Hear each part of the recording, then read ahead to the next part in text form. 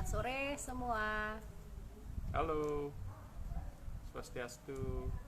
Om Swastiastu. Selamat berjumpa kembali. Kembali lagi bersama saya Putu Evi dan suami saya Bayan Pon Semara. di acara ngobrol bareng Billy Bule. Aduh banyak menjelimet huruf B-nya. Ngobrol bareng Billy Bule. B-nya 3 soalnya. Ngobrol bareng Billy Bule kembali lagi sore hari ini dan pastinya masih tetap semangat ya walaupun di rumah aja. Kita bakal selalu menghadirkan hal-hal yang bisa menginspirasi kawan-kawan semua.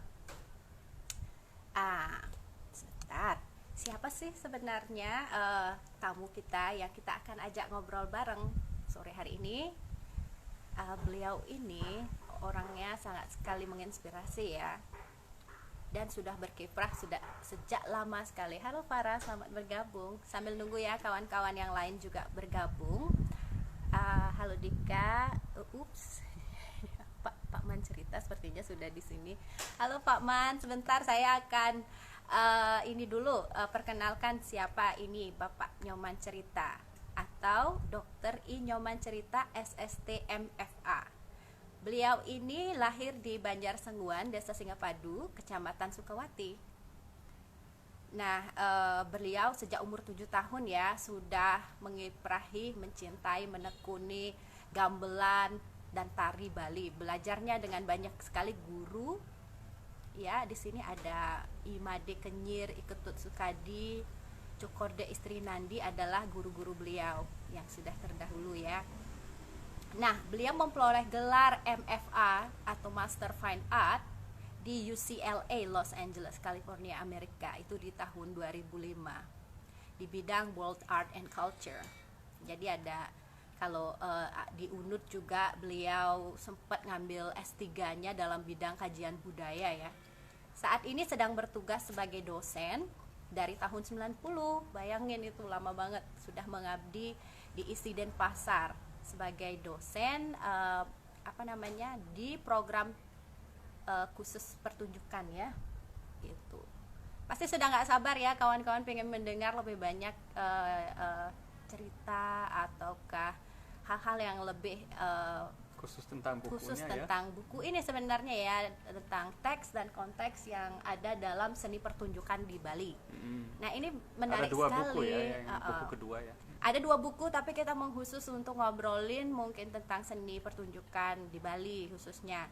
Bagi teman-teman yang saya yakin yang follower saya adalah orang-orang yang sudah pandai menari, biasa menari, tapi apakah ini hal yang kita perlu perdalam lebih banyak? Sesuai nggak? Mengerti nggak kita isi teks dan konteks dari pertunjukan? Sastranya, latar belakangnya gitu ya. Akan ada hal-hal yang kita obrol tentang legong, karena legong salah satu salah satu seni pertunjukan yang ada di Bali juga gitu. Gambuh juga. Gambuh, calonarang. Nah, kita akan bahas itu semua tentunya sama Pak Man Cerita. Kita langsung aja ya.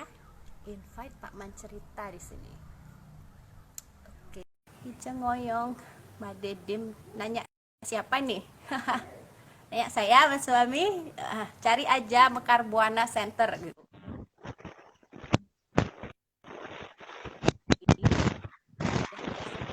Sudah lama sekali kita tidak bertemu ya. Berapa terakhir kita bikin acara kegiatan bikin project 2012 terakhir. Masih menyambungkan gambar. Lagi hujan kayak gini kayaknya koneksinya dari tadi sahabat. Betul. Semoga kita bisa nyambung ya. Pak Man Cerita bisakah kita bisa Pak Man mendengar saya masih ya, nanti gambar Pak Man yang bisa mendengar ya. Bisa dengar ya. Ya, sepertinya gambarnya masih bermasalah. Mungkin begini saja, saya coba close ini, saya invite ulang lagi, biasanya berhasil ya. Ditunggu bentar ya Pak Man yang cancel dulu niki. Iya. Oke, sebentar ya kawan-kawan, saya mau coba invite lagi Pak Man. Made Adim, nanyain kita berdua tinggal cari aja di Mekar ini ya, di Google Map Mekar Buana. Telangu, tidak jauh dari Pak Man. Halo, Evi ini gambarnya masih agak nanti nggak ngerti saya nih.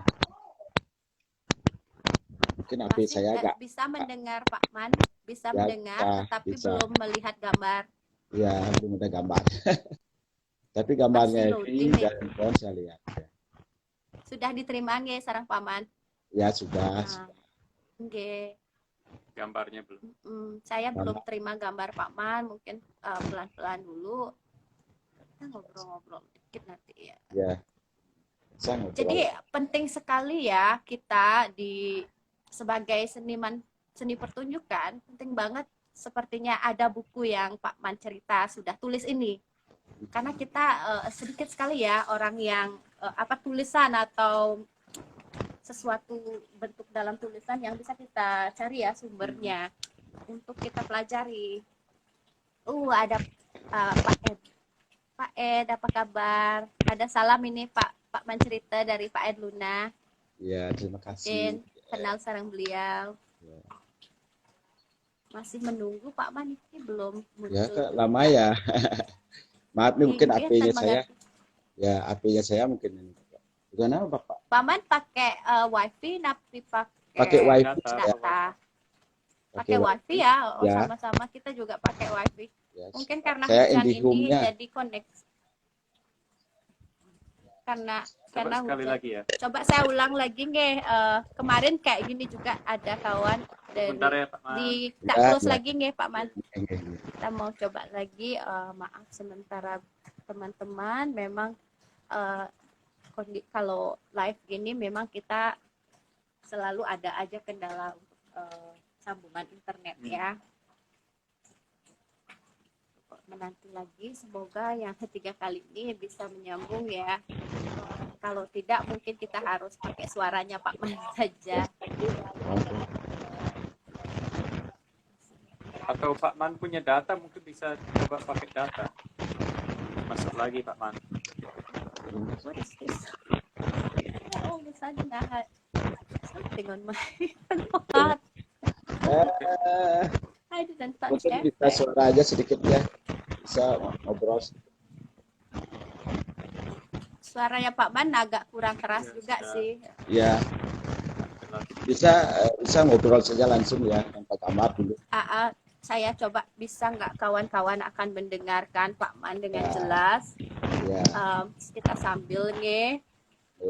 Pak Man ini senang sekali, bagaimana kabar Niki? Tahun 2011 seingat yang terakhir kita membuat tarian bersama, pertunjukan di sebelumnya Obroy. 2012 tahun baru. Untuk tahun baru waktu itu.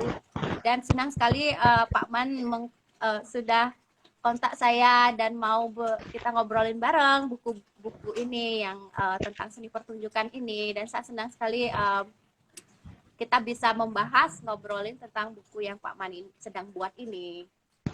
Nah, mungkin ada hal-hal yang akan saya tambahkan kali. Mungkin perkenalan tentang Pak Man sudah cukup segitu ya. Iya.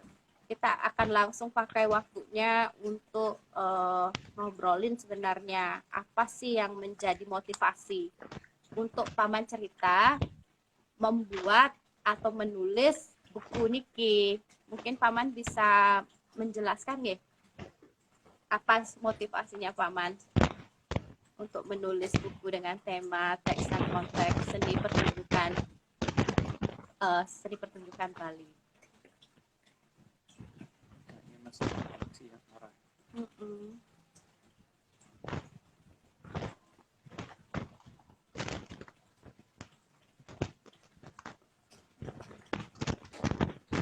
Oke, kita saling nunggu ya, masih nunggu Pak Man. Mohon bersabar. Pak Man mungkin bisa coba pakai data ya, ganti dari wifi ke data. Apa deh? Ya, tiba-tiba pindah efeknya. Enggak, mungkin masalah ini aja koneksi juga. Bentar ya, buat kawan-kawan mohon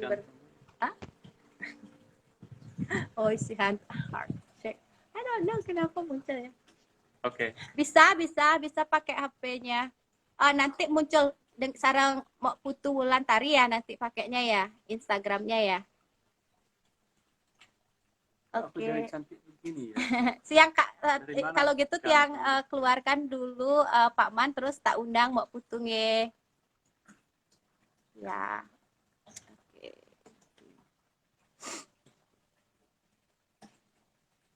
Efeknya dulu. Bisa. Ah, ya, baru. Oh, mundur dikit.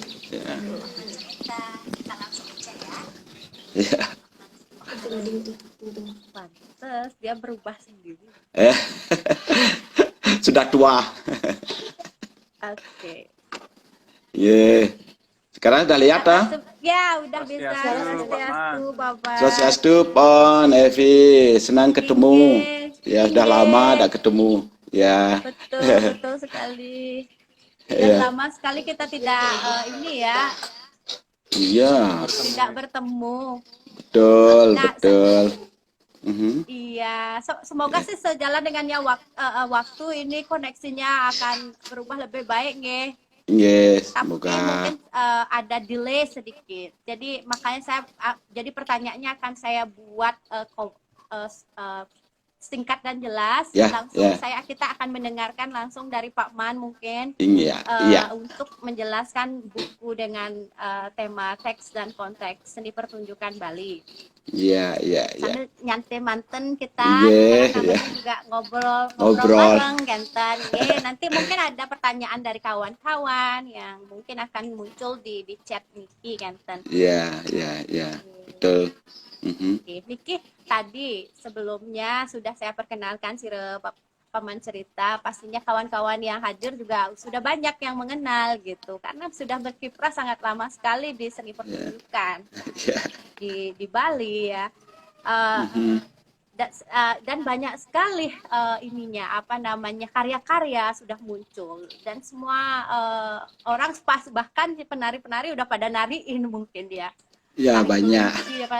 Satya Ya, Satya Braste, ya. ya. Dan saya Garuda suka banget Wisnu. tahu. Ya. Betul ya, banyak juga maskot-maskot ya untuk kabupaten seperti itu. Ya.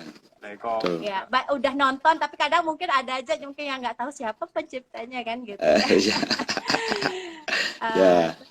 Iya, tapi memang ada khasnya kalau saya lihat koreografi Paman Cerita waktu kita buat waktu itu koreografi untuk tari Mares ya, gending Ya, Mares kita pakai. Mares, Paman membuatkan saya barisnya dan Ya. itu saya senang sekali. Hasilnya sangat sekali sesuai harapan. Iya. Mhm. Dan tentunya senang sekali bisa ngobrolin masalah buku ini. Tadi saya ada pertanyaan saat ini ya, Yeah. koneksinya belum nyambung. Jadi buku ini sangat menarik dan penting sekali bagi kita orang Bali ataupun anak muda yang sedang yang sudah melakukan ya seni pertunjukan gitu, sudah mencipta dan sebagainya. Kayaknya buku ini sangat penting banget untuk dibahas dan kita akan menggali sedikit apa. Jadi ada minat kawan-kawan juga untuk mencari di mana buku ini nantinya sebagai referensi untuk mereka baca dan untuk dipahami, untuk mendalami gitu. Awalnya bagaimana sih Pak Man motivasi Pak Maniki untuk menulis buku ini dengan judul teks dan konteks di balik seni pertunjukan di Bali. Ya. Tapi sih tapi yang melatar belakangi awal mulanya buku ini ditulis. Ya, terima kasih Evi dan Pon ya. Jadi senang sekali ketemu. Jadi saya akan bahas sedikit. Jadi saya paparkan sedikit latar belakang kenapa saya menulis buku itu. Ya. Jadi buku yang berjudul Teks dan Konteks di Balik Seni Pertunjukan Bali. Jadi yang mendorong saya untuk menulis itu bahwa satu, kita pada awalnya sudah mengetahui bahwa sastra atau teks ya atau tutur-tutur leluhur yaitu memang tidak bisa dipisahkan dengan seni pertunjukan di Bali itu. Jadi itu merupakan ibarat mata uang koin, jadi tidak bisa dipisahkan itu. Jadi tutur adalah roh daripada seni pertunjukan, atau teks atau sastra adalah roh daripada seni pertunjukan. Jadi ibaratnya seni pertunjukan tanpa sastra, ya, ibarat sayur tanpa garam gitu. Jadi Namun, ya itu, ya akan tetapi, ya belakangan ini, ya nilai-nilai sastra yang terkandung di dalam seni pertunjukan itu, ya sudah sedikit, ya agak diplesetkan atau dilupakan atau ya bagaimana ya. Ya itu yang saya membuat ya. Sudah seolah-olah sampai sekarang masih sastra-sastra atau tutur-tutur leluhur itu dianggap masih bersifat esoterik atau hanya boleh dibaca oleh seseorang tertentu ya, atau boleh dipelajari atau dipahami oleh orang-orang tertentu. Ya itu masih bersifat stigma sampai sekarang. Sehingga sebagian besar ya, ketika saya punya ide menulis buku ini, saya datangi seniman-seniman besar, seniman-seniman gambuh, seniman-seniman tari topeng. Contoh, ya, Sastra Darmaning Pegambuhan.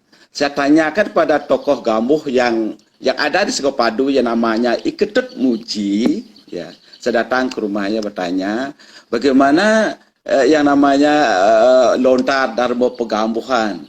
Jadi beliau tidak tahu sama sekali.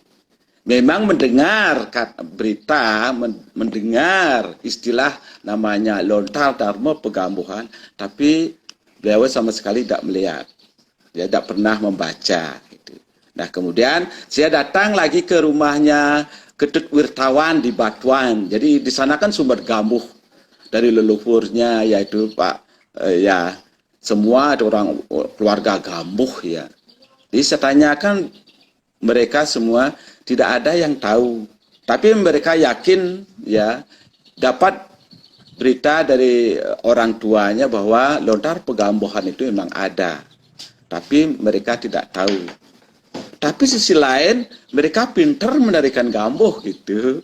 Nah inilah dilemanya antara problematik teoritis dan praktisnya memang berbeda sekali gitu. Nah inilah latar belakang saya. Kenapa saya menulis ya teks dan konteks di balik seni pertunjukan ini gitu. Nah contoh misalnya dalam legong ya, banyak anak-anak sekarang sudah pintar sekali menari legong. Ya, banyak sekali. Bahkan banyak sekali teman-teman sudah mengajar legong. Ya, kepada anak-anaknya. Ya. Dan bahkan secara umum orang Bali sudah fasih sekali mengucapkan kata legong, bahwa itu merupakan identitas pertunjukan Bali, legong itu. Kan? Terus dari mana sumbernya legong itu? Nah inilah mereka tidak tahu.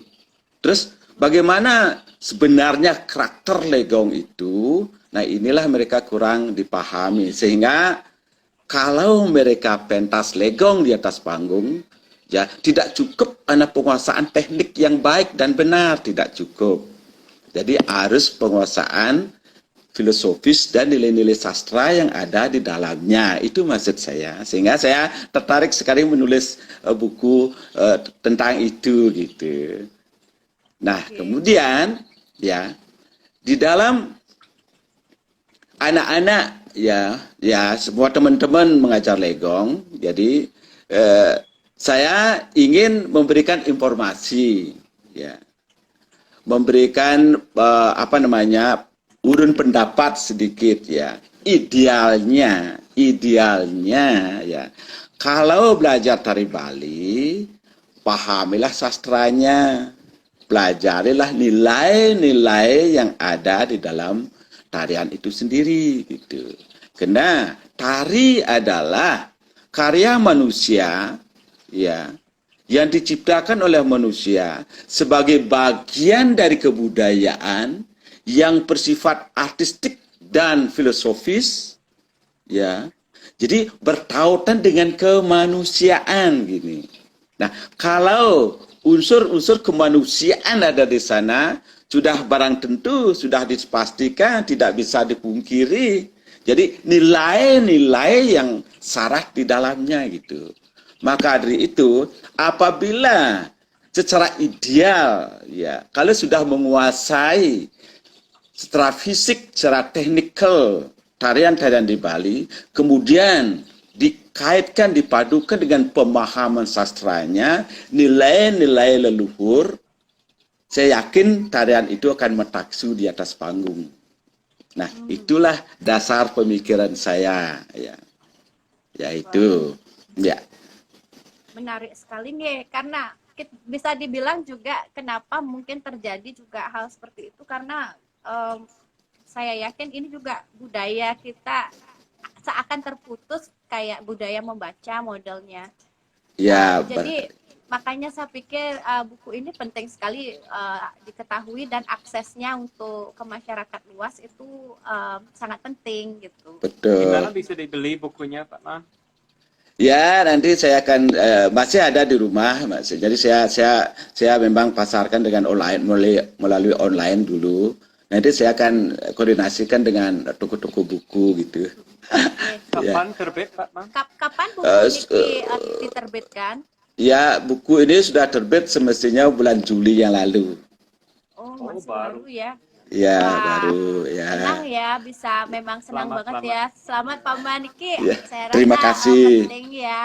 Ya. Apalagi seperti yang Paman bilang, Niki akan diulas di dalam buku itu dengan bahasa yang sederhana, yang mudah Ya. dimengerti, yang gampang Mudah, dipahami. sangat mudah.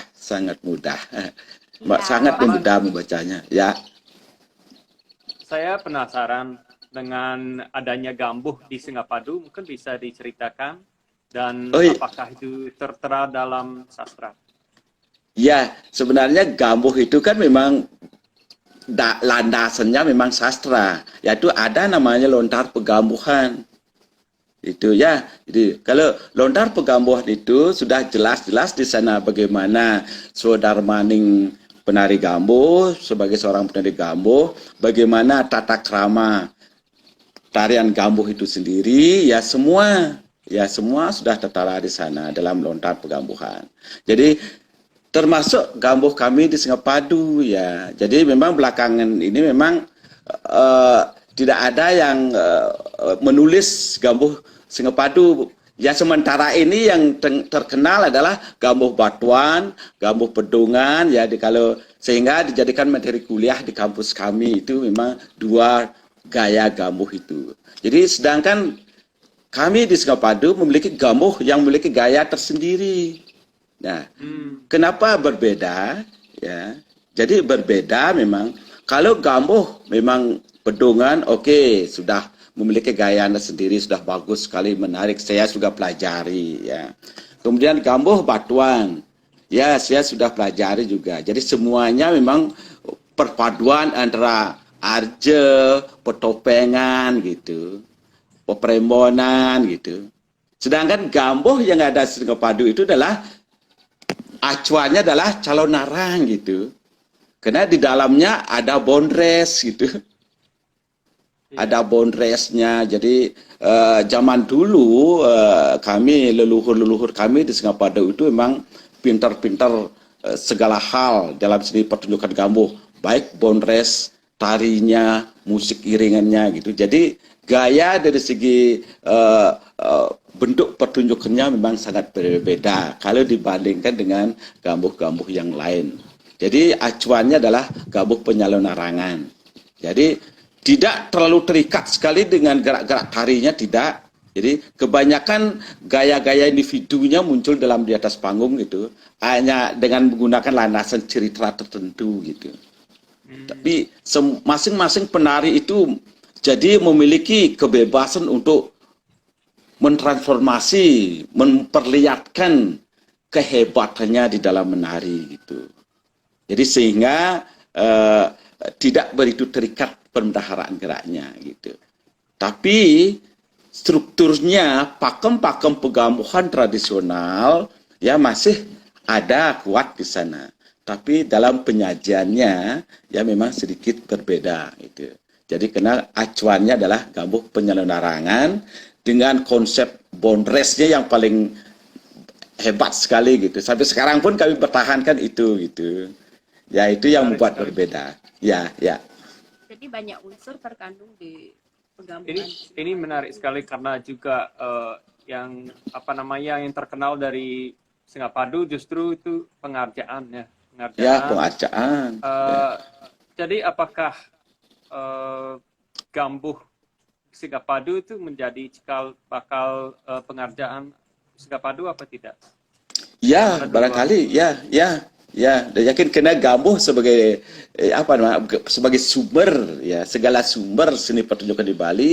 Saya yakin nih Gambuh memiliki peranan penting di dalam perkembangan seni yang ada di Singapadu termasuk Arja gitu. Ya. Kemudian pertanyaan kedua saya yaitu sejauh saya tahu ya gamelan pengiring calon arang itu biasanya belegongan, semar pertanian atau bebarongan. Mandirian. Nah di Singapadu dulu berarti ada gamelan itu ya. Sekarang sepertinya nggak ada. Ya, sebar pegulingan ada, sekarang tidak ada. Tapi sekarang yang dipakai adalah gamelan bebarongan. Ya, tapi di Bali di Singapadu memang kuat gamelan bebarongannya. Itu khususnya yang ada di Banjar Sengguan. Itu adalah bebarongan sangat kuat sekali gitu.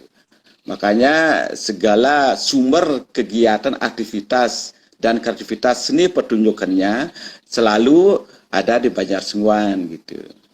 Sehingga saya tahu sekali, saya lama lakoni juga Banjar Sengguan itu memang segala aktivitas seni pertunjukannya memang sangat sampai sekarang tetap eksis sekali gitu. Jadi dengan iringan gamelan bebarongannya yang paling kuat gitu. Ya. Ya kami juga tulis dalamnya. Ya, kami juga tulis singgung ya dalam bukunya gitu. Ya, bagaimana? Ya. Gamelan aslinya hilang atau dilebur atau bagaimana ya? Ya, dilebur mungkin zaman itu ya. Tapi kena ya di seluruh Bali terjadi hal seperti ini. Kena pesatnya perkembangan gong kebiar itu ya. Jadi tidak bisa menghindar itu. Dari Bali Utara terus ke selatan, semua gambar-gambar yang kuno sebagian besar dilebur untuk dijadikan gong kebiar gitu. Sehingga sampai sekarang ya, tapi syukur untungnya sekarang sudah sebagian besar masyarakat kembali banyak sekarang sudah bangkit semar pegulingan ya, sudah bangkit angklung, sudah bangkit ya pelegongan gitu, sehingga apa yang terjadi perkembangan seni di Bali itu sudah menyeluruh gitu. Jadi sudah kembali. Jadi di samping yang tradisional, yang kreasi dan perkembangan yang lainnya sudah tetap terpelihara yang dengan baik sekarang di Bali gitu. Umumnya ya. Ya, terus ini menarik sekali. Tadi kan Singapadu jadi ngomongin bebarongan seperti itu. Kita tahu di Sanur ini terkenal sampai orang-orang kan bilang Sanur dah terkenal leak Sanur. Pasti calon arang deh. Terus barong semua di sana gamelannya masih ada. Terus gayanya masing-masing Banjar itu bisa beda-beda. Terkenal kan kayak Taman, Singgi, apalagi Pekandelan ya. Tapi yang gamelan masih asli hanya Singgi, yang pun masih diubah. Ya betul. Nah pastinya ada telek juga di sana gitu. Iya pasti. Tari teleknya kan masing-masing beda. Yang kita sering nonton kan itu udah style isi ya.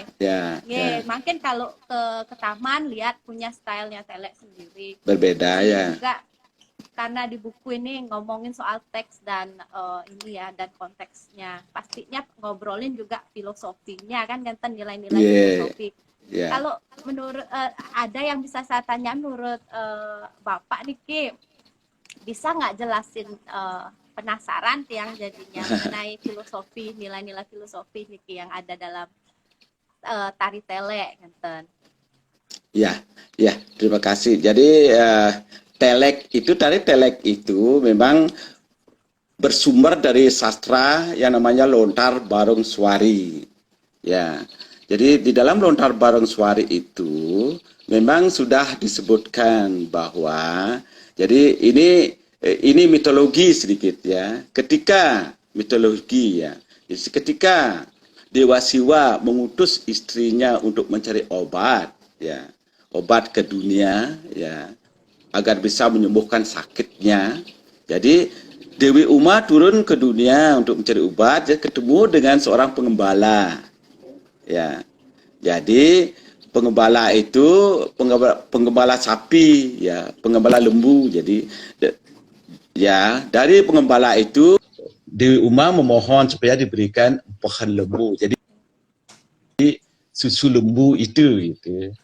Nah, kemudian karena ada persyaratan, ya, mau mengasih, ya, memberikan empah lembu itu asal saja mau diajak bermain mesum gitu. Nah, di sini akhirnya, ya, ini dilema Dewa Uma, akhirnya mau, tidak, kalau tidak suaminya tidak sembuh nanti gitu.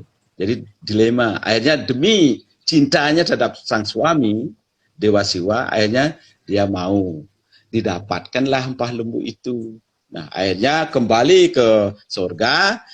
Dewa Siwa sudah tahu itu, karena yang menjelma berubah wujud dari pengembala sapi itu adalah Dewa Siwa sendiri. Jadi ingin menguji, ya, jadi menguji istrinya. Akhirnya terjadilah konflik di sana. Jadi Dewa Siwa murka, dikutuk, Dewi Uma turun ke dunia kembali menjadi Durga gitu. Nah, Durga inilah yang membuat gerubuk Gering Agung di Mercapada atau di dunia gitu. Nah, dalam hal ini akhirnya turunlah Sang Hyang Trisemaya untuk menyelamatkan dunia dari Gering Agung ini, ya. Jadi turun Sang Hyang Trisemaya, yaitu Brahma, Wisnu, Iswara. Jadi Brahma di Mercapada berubah wujud menjadi topeng bang, ya, topeng, pertopengan. Jadi Wisnu berubah wujud menjadi telek, gitu. Iswara berubah wujud jadi barong. Jadi berkaitan iki telek, topeng, dan barong, ya. Ini berkaitan sekali dalam cerita Calonarang, ini selalu ditampilkan karena ini berkaitan, ya.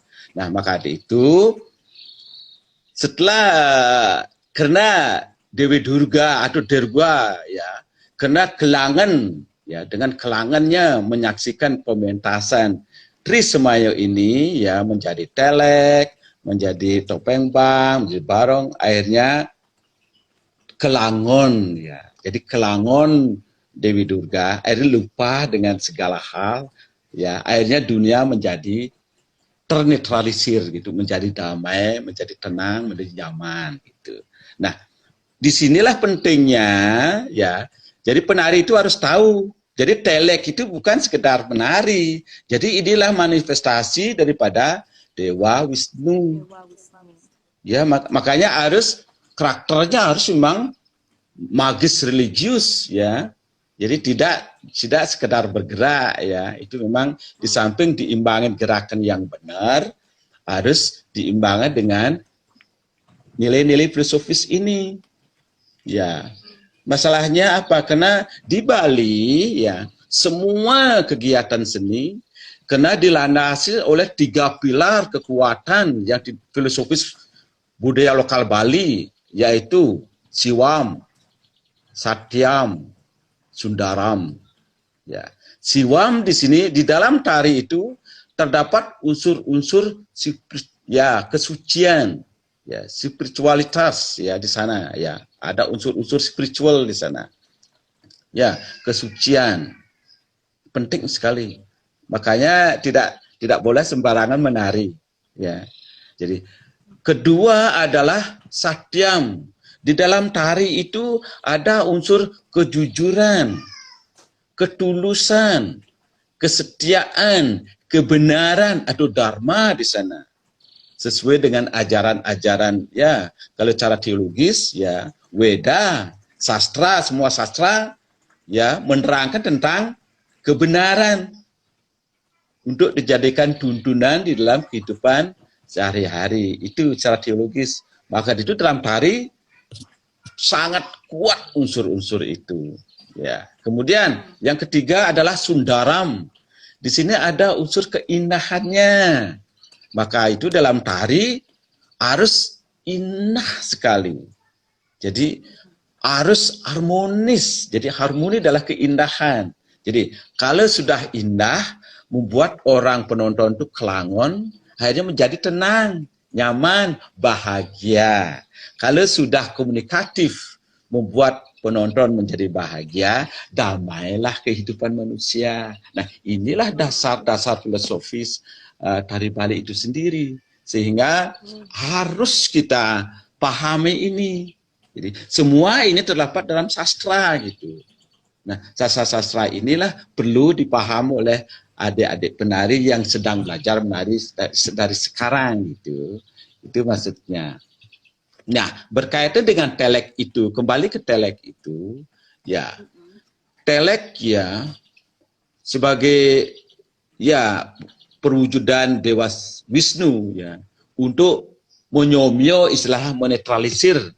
Jadi kala Durga ya ketika dunia hancur, kering, hagung, gerubuk gitu.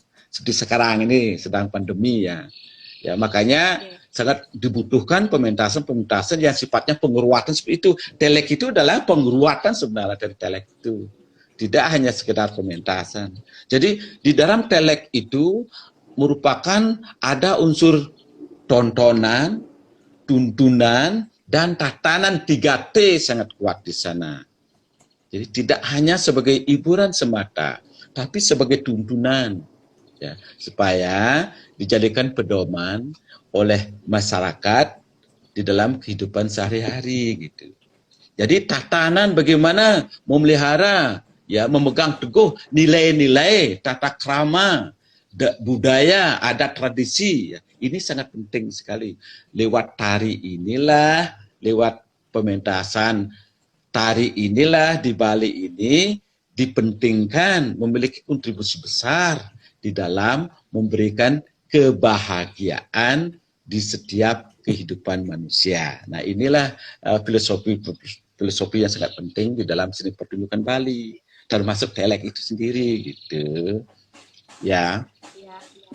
Mendengar dari apa namanya cerita seperti ini, berarti sangat penting sekali kita sebagai seniman ya posisinya di saat-saat seperti sekarang ini. Betul, sangat penting sekali. Seniman di sini adalah memang memiliki peranan penting karena di dalam memerangi keadaan sekarang ini tidak cukup dengan protokoler kesehatan good, tapi kita ada unsur ini skala ya, secara skala semua kita harus lakukan dengan baik, tapi harus diimbangkan dengan skala itu. Kita dengan ada sistem-sistem penguruatan gitu, pembersihan, penetralisir, penyomyo, ya ini penting sekali. Salah satunya dari telek adalah memiliki peran itu. Barong itu ya memiliki, kalau barong sebenarnya merupakan manifestasi dari Dewa Siwa. Ya, sebagai dalam wujud Banas Patiraja ya, sebagai simbol protection ya, penyelamat itu. Ini penting segi pelindung masyarakat itu. Dalam Siwotatwa, dalam sastra Siwotatwa itu disebutkan seperti itu. Jadi barong itu adalah merupakan manifestasi daripada Dewa Siwa dalam wujud Banas Patiraja sebagai dewa penyelamat, dewa pelindung gitu. Maka itu sangat penting sekali, sangat perlu apabila dalam keadaan ini dipentaskan secara magis religius pertunjukan barong itu sendiri gitu. Nah, secara skala ini keyakinan orang Bali gitu. Ya. Kalau di Sanur kan biasanya juga kalau udah mau tampil calon narang nggak ditampilkan atau nggak dipentaskan sembarangan gitu. Ya, Biasanya kalau ada baos atau biasanya dari apa namanya pangku kulitnya biasanya ada pemusiknya harus diadakan gitu baru pentas calon narang. pentas ya, betul. Ada Yes. satu pertanyaan yang Niki, mungkin yang jadi hal yang mungkin Fon pengen tahu juga gitu. Ya, ya, Tadi disebutkan unsur-unsurnya, ada keindahan. ya, ya, Jadi ya, ya. ini kan pasti ada kaitannya dong juga dengan keindahan suara, karena yang mengiringi mengiringi tarian itu pasti gamelan. Nah, Iya. bagaimana menurut Pak Maniki di dalam seni pertunjukannya sering sekali ya, karena zaman sudah berubah juga. Seperti tadi disebutkan, gamelan sudah banyak dilebur karena perkembangan gong kebiar yang sangat pesat.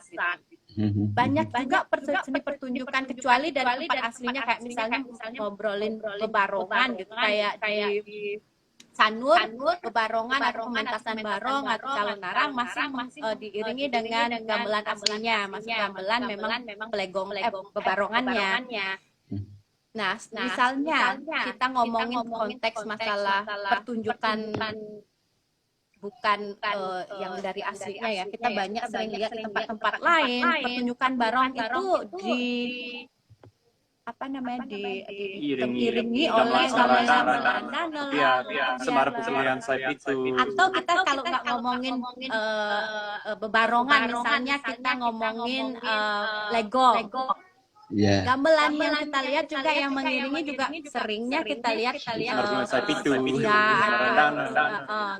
bukan pelegongan yang ini. Di sini kan ada hal yang di mana sih terputus.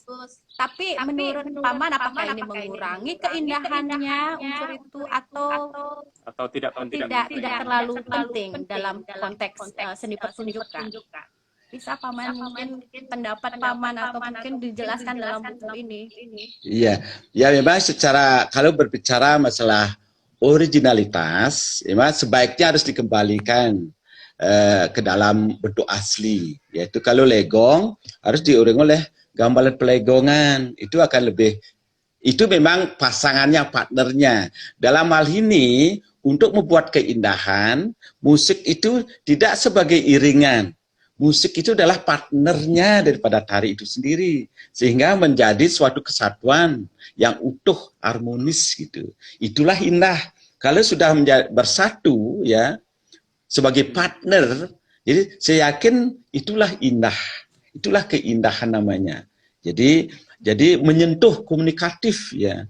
Ini sangat penting. Nah, berkaitan dengan perkembangan selanjutnya dengan perubahan zaman sekarang, ada yang legong diiringi oleh gamelan gong kebiar. Itu inilah hebatnya di Bali, fleksibilitasnya tinggi sekali. Jadi tinggi sekali.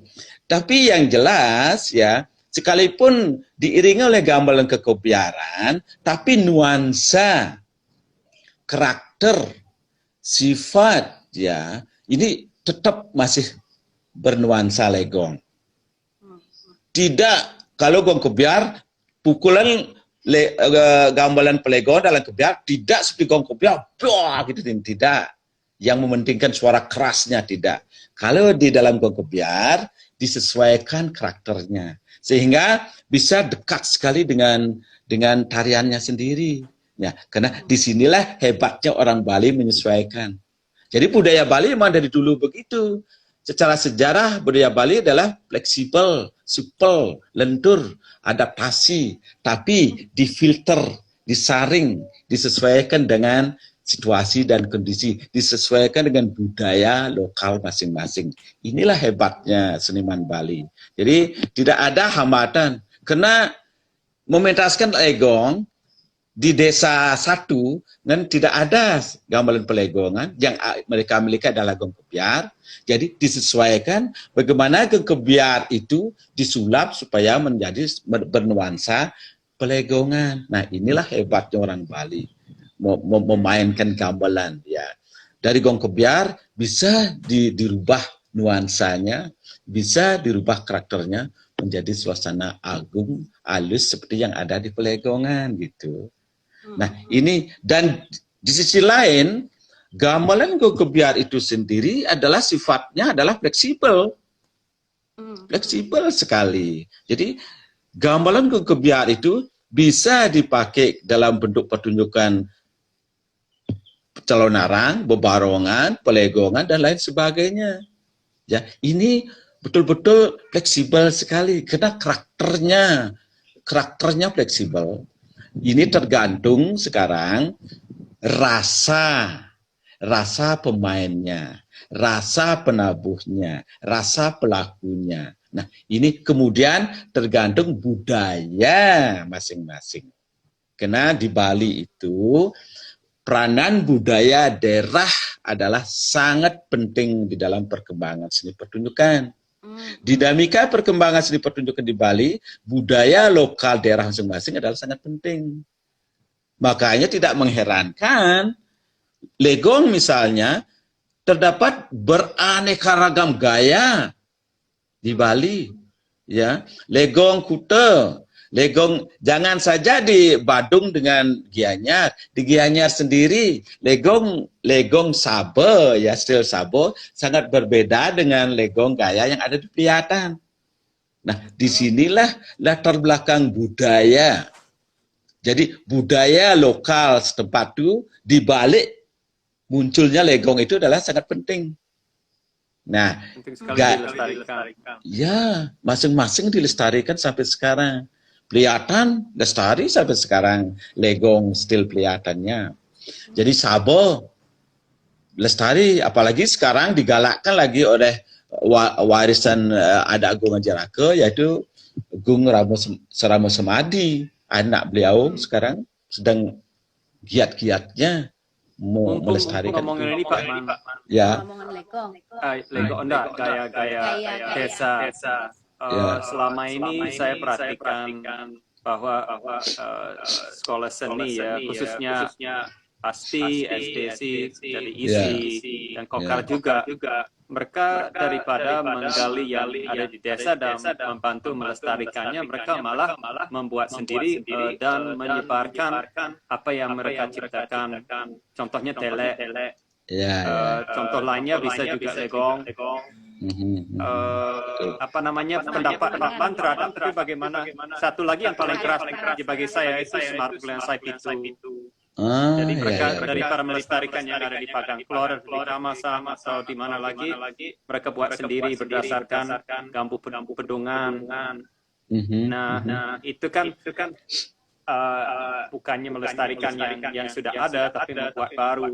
Dan selain itu karena dari institusi lebih memudahkan ininya diketahui orang. Kayak misalnya kalau di desa mencari guru, misalnya mereka mau membangkitkan Semar Kugulingannya misalnya, atau gaya seni tari yang ada di desanya misalnya. Tapi karena kan guru mungkin dia terbatas di sana, mungkin kurang ada informasi atau dokumentasi, atau sebenarnya ada tapi belum tergali dengan sempurna. Akhirnya kan yang memudahkan adalah mencari guru pastinya dari institusi kan. Betul. Ya, benar. Ya, di samping itu, karena ini kan lembaga formal, ya. Lembaga formal, karena visinya adalah penggalian, pelestarian, pengembangan gitu. Jadi tidak hanya melestarikan, juga pengembangannya. Jadi di sini sangat penting, tapi di dalam kurikulum ya, mata kuliah diisi khususnya di seni tari, ya kita mengenal dengan namanya kelas spesialisasi. Kelas spesialisasi ini adalah memang mahasiswa turun ke lapangan untuk mempelajari gaya-gaya tertentu. Misalnya gaya itu dah Pagan, Legongnya, ya musik gaya Pagan gitu. Memang sedangkan sekarang digalakkan hal seperti ini. Jadi sehingga pelestariannya di sini dia. Tari misalnya turun ke lapangan mahasiswa untuk belajar tari gamuh ke batuan, ke pedungan. Jadi supaya betul-betul inilah gaya batuan, inilah gaya pedungan, inilah gaya Legong Pliatan, inilah gaya Legong Binoh. Jadi betul-betul turun mereka. Dan mereka mencari langsung seniman yang paling tahu, yang dianggap akurat, mapan. Nah, sehingga pelestarian jalan, pengembangannya juga jalan. Nah, daya kreativitas dari di lembaga isi lembaga formal itu adalah mahasiswa dituntut tidak hanya sebagai pelestari dan juga sebagai pengembangan, dituntut daya kreativitasnya tinggi untuk menciptakan suatu karya yang baru, untuk membuat sesuatu pengembangan seni yang berbeda daripada sebelumnya gitu. Nah, ini tuntutan mereka. Nah, sehingga jadi betul-betul mata kuliah di kampus-kampus, baik di Kokar, SMK maupun di ASTI atau di ISI Denpasar, memang ini adalah dijaga secara seimbang. Jadi ya benar seperti katanya Evi ya. Karena dosen-dosen yang berkaitan dengan gaya-gaya daerah masing-masing, karena di Bali terdapat beraneka ragam gaya. Kalau didatangkan satu-satu ke isi satu persatu itu memang agak susah. Maka hari itu di sini ada kelas spesialisasi kerawitan, turun ke lapangan mencari gaya tertentu, dipelajari dan dipahami itu, supaya tahu inilah gaya desa ini gitu. Memang ada kelas khusus itu. Maka itu saya yakin apapun ya apapun sistemnya, Bali ya dengan kekayaan seni pertunjukannya, baik yang bersifat klasik, tradisional, kreasi baru, modern, akan tetap berkembang. Jadi akan seimbang gitu. Maka itu munculnya sekolah-sekolah formal ini justru menambah wawasan bagi mahasiswa, memberikan pengetahuan kepada mahasiswa, kepada masyarakat umum ya, dan di Bali, yang ada di Bali, baik yang ada di pendeknya sebagai promosi, sebagai pembelajaran, baik tingkat regional, nasional, internasional. Jadi tentang budaya Bali, khususnya seni pertunjukan. Jadi peranan lembaga formal di sini, ya, tidak hanya terbelenggu di Bali saja tentang gaya-gaya klasik tradisional, juga unsur pengembangannya. Di samping unsur mengembangkan tidak hanya di tingkat Bali, tapi nasional dan internasional. Nah, inilah yang menyebabkan Bali tetap eksis ya, tetap populer sampai sekarang ya, karena seninya gitu. Jadi tidaklah berlebihan. Pulau Bali disebut dengan pulau seni, kesenian. Ya, tidak berlebihan. Nah, inilah dasar-dasar, landasan sistem pembelajaran yang ada di kampus gitu. Jadi keseimbangan. Konsep berkesenian di Bali adalah keseimbangan. Ya, skala, ya keseimbangan selalu itu. Jadi tidak hanya Bali. Ya, betul. Bali Lanjut. terlalu kaya nih. Kaya sekali. Kaya macam-macam sebenarnya. Nah, ini tergantung sekali pada tokoh-tokohnya ya. Maksudnya Sangat. misalnya desa tertentu, kayak misalnya kelihatan aja ada satu tokoh yang penting menjaga gitu gayanya. Disabel, tokoh tertentunya memang tokoh disabel ya memang berperan banget untuk menjaga gitu gaya gitu. Masing-masing tokoh ini yang sudah berhasil melestarikan, tidak hanya melestarikan, bahkan menggali juga dan mengembangkan. Mereka tahu proporsinya masing-masing. Betul. Sangat penting bermunculan tokoh-tokoh niking ya di tiap-tiap wilayah ya. Iya, betul. Jadi isi hanya berfungsi sebagai di bagian akademisinya ya untuk tadi Paman bilang sosialisasikan di desa mana, supportnya dengan memperkenalkan ke murid-murid yang memang belajar. Apakah itu lebih ditekankan atau lebih difokuskan sekarang Pak Man, sosialisasi ini? Ya, Karena ya. sepertinya waktu saya masih di ASTI tahun 97, tidak begitu ada fokus ke penggalian atau pelestarian. Ya, sekarang sangat-sangat fokus. Jadi karena konsepnya keseimbangan. Jadi di samping mahasiswa ya, para dosen pun ada yang namanya proyek-proyek penelitian, proyek-proyek ya. Ini jadi sebagai ya di perguruan tinggi ya ada namanya Tridharma perguruan tinggi ya. Jadi para tenaga pengajar itu di samping mengajar, meneliti dan melakukan pengabdian masyarakat. Nah, program inilah dimanfaatkan dengan sebaik-baiknya untuk mensosialisasikan di dalam memelihara, melestarikan kesenian-kesenian klasik, tradisional, dan kesenian kita menggali gitu. Nah, disinilah perannya dalam pengabdian masyarakat ini gitu. Nah, sehingga di Bali di samping daerah seniman, di mana seniman-seniman itu hidup, lahir dan berkembang, senimannya masing-masing memang memiliki rasa, memiliki gayanya masing-masing. Bukan fanatik. Jadi mereka memiliki rasa betul-betul setia, ya, tulus. Iya. Nah, ini untuk memelihara gayanya sendiri. Karena itu kebanggaan desanya. Itu sekaligus sebagai karakteristik dan sekaligus sebagai identitas budaya desa masing-masing. Betul Itu. sekali. Ya. Saya sangat sepakat Niko. Ya. Kita punya 4 menit sebenarnya, tapi bisa dibuat 3 menit biar ada pertanyaan dari Pak Luna ini. Karena beliau sangat tertarik dengan teks dari Sanskerta. Sepertinya ini. Pak Edluna bertanya nih, pendapat Pak Man, apa harus jadi sadar dengan sumber bahasa teks ini yang benar? Maksudnya ada banyak bilang teks dari Sanskerta, tapi ada banyak ciri-ciri dari sumber yang lebih kuno, Proto-Austronesia. Bisa ditangkap nih ke Paman? Bisa. Oke, memang Ed Luna itu memang ahli sastra dia.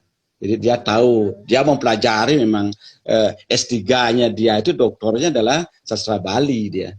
Jadi dia memang cinta sekali dengan sastra Bali. Jadi dalam seni pertunjukan, sastra-sastra yang saya jadikan acuan untuk dalam penulisan buku ini adalah dalam bentuk lontar-lontar, prasasti-prasasti. Ini sebagian besar adalah menggunakan bahasa Jawa kuno, bahasa Sanskerta gitu.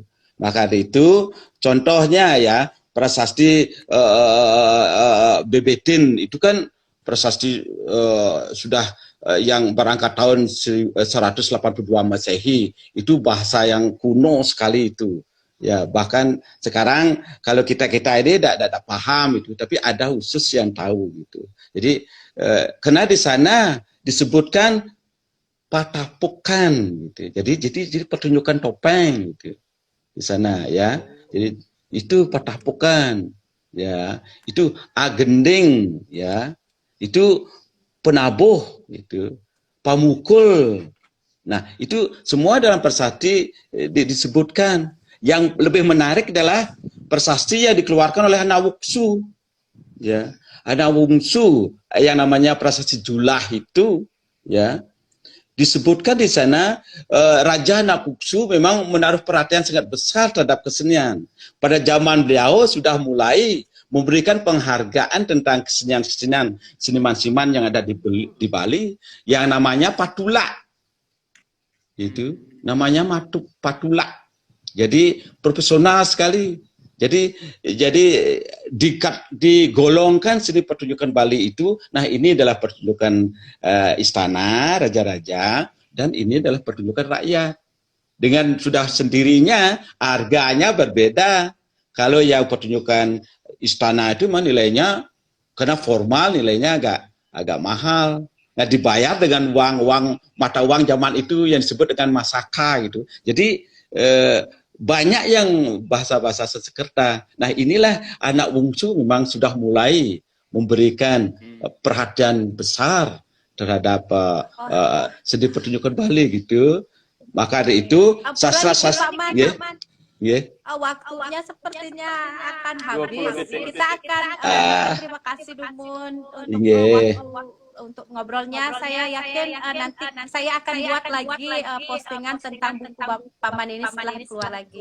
Saya Nggih. ucapkan terima kasih atas